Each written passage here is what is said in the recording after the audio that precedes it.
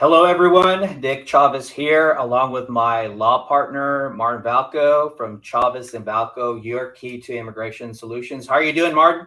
Doing well, Nick. Doing really well. It's start of the new week. Yep. Maybe something big announcement coming tomorrow. So let's see.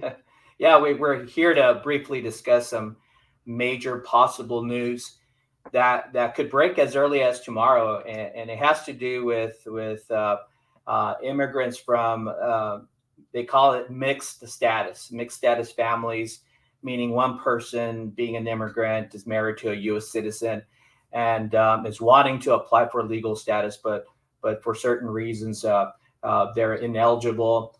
And there was last week there was some leaked information last week that the Biden administration was going to make a major announcement during an event tomorrow, Tuesday, commemorating the 12th anniversary of the DACA program. And this announcement has to do with what's called parole-in-place. I know it sounds really funny and strange, parole, right? But in our immigration world, it's referred to as it's a temporary. Actually, it's an entry permit.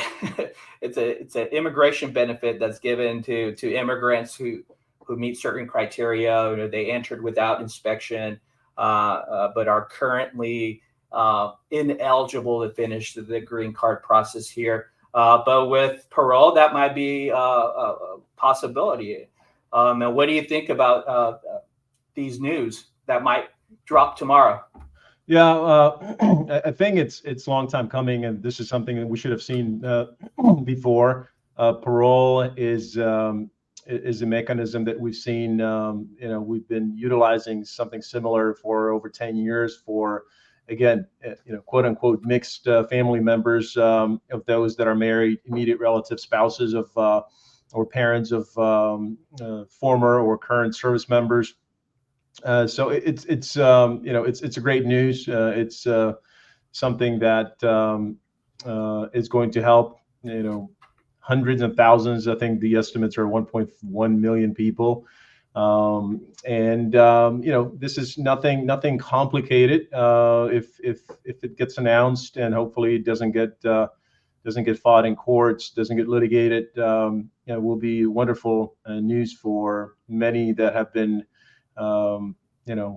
waiting for something bigger, for a reform that we haven't seen in over 30 years. Now, this is not a reform per se, but giving people ability to stay in the U.S. And be able to apply for green card for adjustment.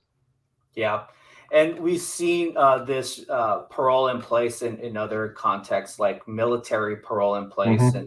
And it's basically, as you mentioned, for those individuals who crossed in the United States and without a visa, without an entry permit, and they lived here for quite some time. They formed their lives here. They have kids, they have family members. And for those who are married to U.S. military personnel, they have this option of filing this, requesting this parole in place. And what happens, just to take a step back, parole in place, why can't they just apply for their green card here, Martin?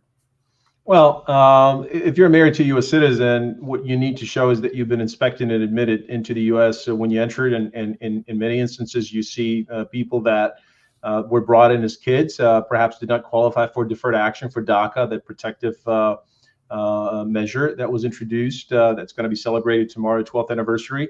And so if they get married to a U.S. citizen, they have an option, but it's fairly lengthy option, especially if they have unlawful presence beyond 6 or 12 months, where they have to apply for a waiver. And with the current processing times, we're seeing 4 or 5 years before that person is eligible to travel outside of the U.S., go to their home country, to the U.S. embassy or consulate, and then apply for the immigrant visa. So having the parole in place, it's basically you apply. If you qualify, it serves as your legal entry, right? So it kind of makes funny that you didn't physically leave the U.S. and re-enter, but here you are paroled into the U.S. And we've seen it in other instances, in other case types, and people will be eligible to file for permanent residence. Yeah, and as you mentioned, to a lot of our clients, right? I would say most of them want to be able to apply for their green card here in the United States without having to go through these loops and go outside the country,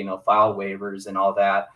It becomes a hassle, and there's a risk of them being denied outside. I'll just add one more thing. So when you go through this longer process, and then you have, if you're in the U.S., you are, first of all, you're here with your family, and if anything is being contested by an officer, you have another level of review of appeal, where you could do your lawyering, you can do the advocating and advocate for your client to make sure that they get the benefit. What we have seen on occasion when people go outside, that the officer has this high level of discretion, and they have seconds, sometimes minutes or seconds, to make a decision on a case, and sometimes they make the wrong mistake or wrong decision, which gets our client or clients in general stuck there, where you have to then you are basically prolonging their stay abroad, away from their families, away from their kids, from employment. And so it's that much more complicated, and if you can do it here, much better, where we have control over the process. Yeah, I mean, we have clients that come to our office and they say, look, I'm married to a U.S. citizen, I want to apply for a green card here, but they can't, because under the law, and I'm speaking very generally, because there's some exceptions, but you have to show that you entered with some form, some permission, whether it be a visa or an entry permit. You have to show that, and a lot of our clients don't have that. They entered without inspection. We call it EWI, right? Entry without inspection. So if you hear your attorney say EWI, that's what he means. And the majority of these applicants who EWI'd are ineligible to get their green card here, which is what they want. And so they're looking at having to go outside. And this parole-in-place, the way that we see it in the military parole-in-place context, I describe it to my clients as like a magic wand. You're like, no, if you're approved, it's like if you entered with permission, retroactively, so to speak. So they meet that requirement of adjusting your status, the adjustment of status, of applying here in the United States. And so that is, that's what we all want, right? But what do you think about every time we see this, we hear about these positive immigration news, there's some blocks, there's litigation. And I mean, what do you think is going to happen after this, if this is announced tomorrow? You got to get the counteraction, right? So something positive, there's going to be something negative. And I think there will be a number of states that will object, and they will take it to courts and litigate it, and maybe enjoin president's action. It's just kind of tit for tat, and unfortunately, it's gotten very political. It seems like that they haven't been able to come together for the greater good. As I said, it's been 1986 or so since something bigger happened. Legislation took place in the U.S. and so it's being piecemealed, and that gives the ability to the other side to contest it, to fight it, to try to stop it. I think all in all, it's a positive thing. So unless they're able to come together and pass a more comprehensive piece, this is going to be piecemeal this way. And so I think the administration, the president had, when they announced kind of they hit the brakes on the asylees and people that are coming through the southern border. There was an announcement 10 days ago or so, and so that was viewed by the left or by the pro immigrants,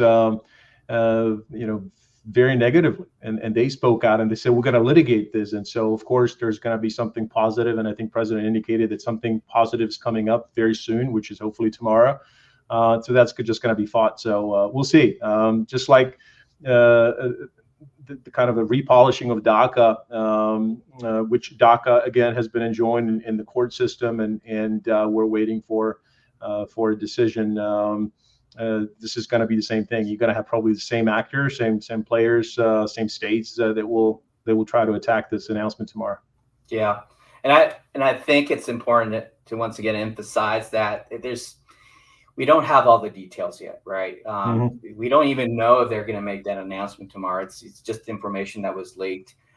So we don't know the requirements yet. And so it's just be careful out there. Yeah, there's a lot of misinformation in this day and age of misinformation.